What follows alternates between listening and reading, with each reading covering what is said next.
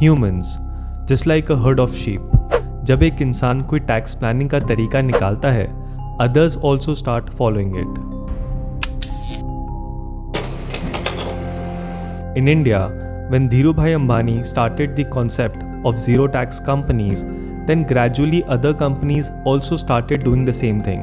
And to stop that, government introduced minimum alternate tax.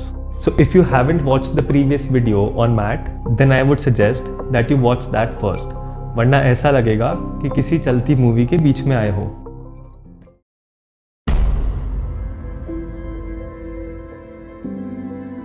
India में अगर आप business कर रहे हो तो आधा टाइम जाता है प्रॉफिट कमाने में एंड रिमेनिंग हाफ जाता है टैक्स प्लानिंग में. और दूसरी तरफ गवर्नमेंट भी टैक्स इंसेंटिव्स प्रोवाइड करती है.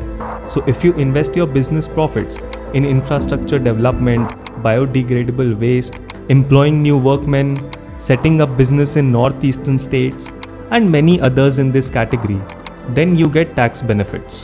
Because government wants to promote these sectors, इसी वजह से ये tax benefits दिए जाते हैं. And gradually यही होने लगा था. People had started investing their profits, and on the other hand, tax कम होता जा रहा था. तो फिर प्रॉब्लम क्या है? गवर्नमेंट ने ही तो ये इंसेंटिव्स दिए थे इन द फर्स्ट प्लेस, तो अब लोग उन इंसेंटिव्स का फायदा उठा रहे हैं, तो दिक्कत क्या है? प्रॉब्लम थी ये टैक्स जो खत्म होता जा रहा था, and this tax was governments revenue. Businesses को इंसेंटिव देना तो अपनी जगह था, बट गवर्नमेंट की ये इंटेंशन नहीं थी कि उनका टैक्स रेवेन्यू इतना ज़्यादा कम हो जाए.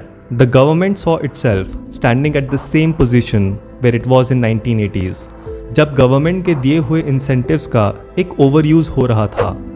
1997 में गवर्नमेंट ने मिनिमम ऑल्टरनेट टैक्स इंट्रोड्यूस किया था to stop that overuse, but that was only applicable to companies and not businesses which were being run as partnership firms, sole proprietor और HUF.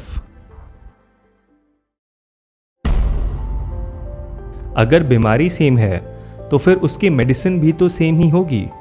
To end this tax abuse by individuals, in 2012, जैसे MAT था, along the same lines, government introduced alternate minimum tax. MAT was applicable to companies and AMT was applicable to other than companies. So now, whether the individual is taking benefit of these incentives or not, उसे minimum 18.5% tax pay करना पड़ेगा on business income.